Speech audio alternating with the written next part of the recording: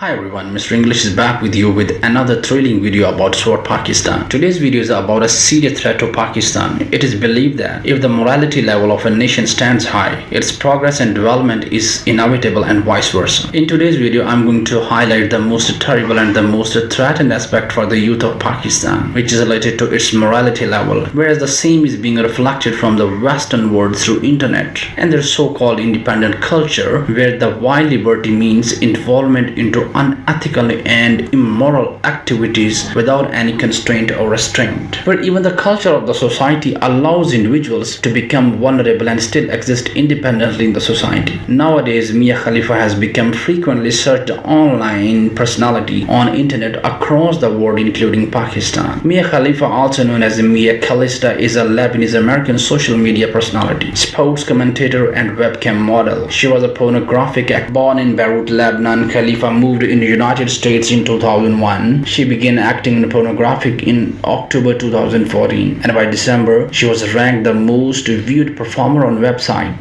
Pornhub. Her career choice was met with controversy in Middle East, especially for a video in which she performed sexual acts while wearing the Islamic hijab. After 3 months, Khalifa left the pornographic industry to pursue other interests. She became the victim of international mafia of pornography and became socially vulnerable, specifically for the Muslims across the world. This is a strong and powerful mafia across the world that no one might dare give them a shut-up call irrespective of the heads of the states. I believe in the context of Pakistan that the current visionary leadership of Pakistan, Mr. Imran Khan, would definitely think about this aspect, which is no doubt making the young generation inactive. In a recent interview at BBC talk show Hot Talk, Mia told some of the secrets which led her wishful come disillusioned addiction to the pornographic mafia. So here are some factors responsible for addiction to this evil industry. So first of all, I would like to talk about the biological factor, and we would definitely relate this factor to the Mia's life as well. The biological causes of sexual addiction include each person's unique physiology and genetics. First, people differ in degree to which they enjoy sex. People also differ in terms of which sexual activities they enjoy. Some people may enjoy certain sexual activities or so much that it becomes very tempting and difficult to resist. Other people won't experience a similar difficulty. This is because they don't experience the same degree of enjoyment. Likewise, the ability to temper impulsive desires with rational thought is a brain function that varies among people. Some people may have an impaired ability to resist certain types of impulses. Thus, these folks would be at a greater risk for the developing addiction because of their genetic vulnerability. Oddly enough, normal human brain function and brain chemistry make people vulnerable to addiction. Healthy brain chemistry and functioning motivate us to repeat behaviors that are pleasurable, for example, sex and eating. So the repetition of these behaviors ensured our species survival. Unfortunately, it also makes a human being vulnerable to developing harmful addictions to pleasurable activities. Let's relate this aspect to the answer of Mia Khalifa to the question of the anchor person at BBC. I don't think low self-esteem discriminates against anyone. It doesn't matter if you come from a great family or if you come from a not so great background. I struggled my entire childhood with weight, and I never felt attractive or worthy of male attention. And suddenly, my first year of college, I start losing all this weight from making small changes. And by the time I graduated, I was ready to make a bigger difference. I felt extremely self-conscious about my breasts because that was the first thing to go when I lost all the weight. I lost about 50 pounds. I don't know how many kilos that is, or stones. Well, it's a considerable amount of weight. Yeah. It changed your body, it changed you physically. Completely. Yeah. So my biggest insecurity was my breasts. So I wanted to more or less go back to what they normally were.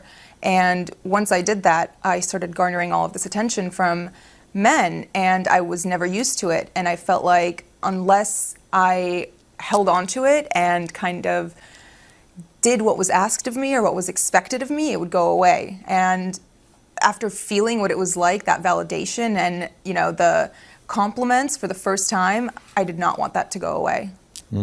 So this is how Mia Khalifa was totally taken away from her physiological factors or biological factors responsible for her addiction to this pornographic industry. Let's talk about another important and domineering factor, which is a psychological factor. Psychology also helps us to understand the causes of sexual addiction. Psychological research has helped us to understand why people repeat certain activities, even when the repetition of these activities lead to harmful consequences. This is because people learn to anticipate some benefit from the addiction, even though it's harmful. These benefits include stress reduction, relief from boredom, pleasurable sensation, coping with negative feelings or situations. Simply, the benefits of avoiding withdrawal symptoms. People having varying skills and abilities to cope with unpleasant emotions or circumstances. When people have poor coping skills, they are more vulnerable to sexual addiction. Coping skills are like having tools in a toolbox. The more tools you have, the easier it is to fix something by using the right tool for the right purpose. If you only have a hammer or a saw, you will never use these tools too often, and the ability to fix things is limited. Many people with addiction don't have enough coping tools in their toolbox, so they over rely on the one they do have, their addiction. Addictions provide a temporary but ultimately ineffective way of dealing with life's problems. Likewise, people have varying degrees of stress and varying skills in stress reduction. People with high stress that lack stress reduction skills are also more vulnerable to addiction. Here is how Mia. That's not how it was. It wasn't just, hey, do you want to come do porn? It was more so, oh, you're beautiful. Like, would you like to do some modeling? Oh, you have a great body. Like, I think you'd be great in nude modeling. Things like that. And after I came and toured the studio, it was very respectable. It was a gorgeous location. It was in Miami, in Doral, Florida. It was clean. Everyone who worked there was nice. All of their cubicles were decorated with family photos. Like, it was nothing dodgy or that made me uncomfortable. And after the first time I went in wasn't the first time I filmed a porn movie. It was the second time. The first time was more so, do you want to do this? Like, sign the paperwork, et cetera, et cetera. So these guys, they just saw you, frankly, as a money machine. Absolutely. Vulnerable to addiction. Here is how Mia was psychologically trapped. Sociocultural influences also contribute to the development of the sexual addiction. For our purpose, the term culture describes a group's learned and shared pattern of values and beliefs. These values and beliefs guide group members' behavior and their social interactions. For instance, in countries where individual freedom is a part of that culture, the pornographic industry often remains relatively unrestricted. The increased availability of the pornography due to the internet is another cultural influence. The greatest social influence is the family. This is how the culture is transmitted from the generation to the next. Children learn from their family members about sex and sexuality. Relative to the general population, sex addicts are more likely to have experienced a childhood sexual abuse. However, this is also true of all addiction, not just sexual addiction. And another. Yes, and I think it kicks in mostly when I go out in public, because the stares I get, I feel like people can see through my clothes, and it brings me deep shame. It makes me feel like I lost all right to my privacy, which I did, because I'm one Google search away. Yeah, porn actors and actresses. I honestly started seeing that recently after the interview came out, and people started reaching out, and all of the emails go, my manager checks them, and when he gets stuff like that, he filters them and sends them to me.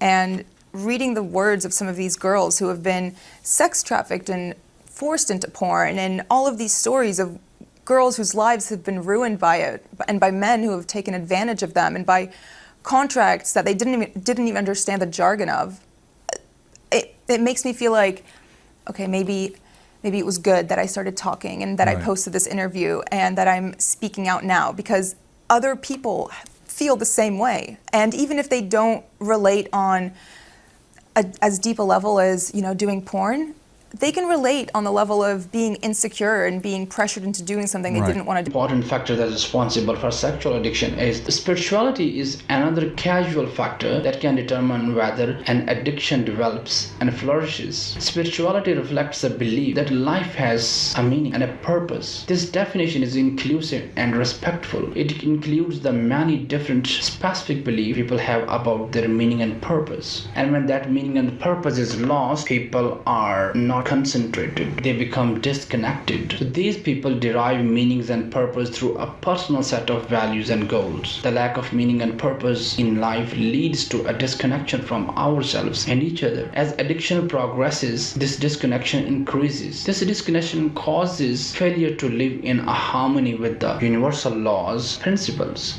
that ordinarily guide our behavior. These specific universal laws and principles may vary according to the different faiths and religions. Nonetheless, the lack of the spiritual anchor can also lead to the development of an addiction to the sex. Let's find whether was there any sense of disconnection from herself that Mia expresses.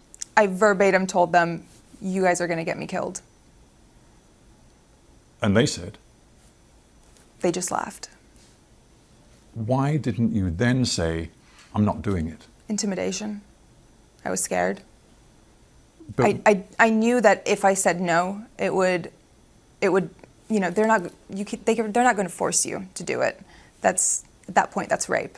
No one's going to force you to have sex. But I was still scared. I mean, have you ever felt scared not scared, but nervous to speak up and say something at a restaurant when your food's not right and the waiter comes by and says, "How is everything?" I was intimidated. I was nervous.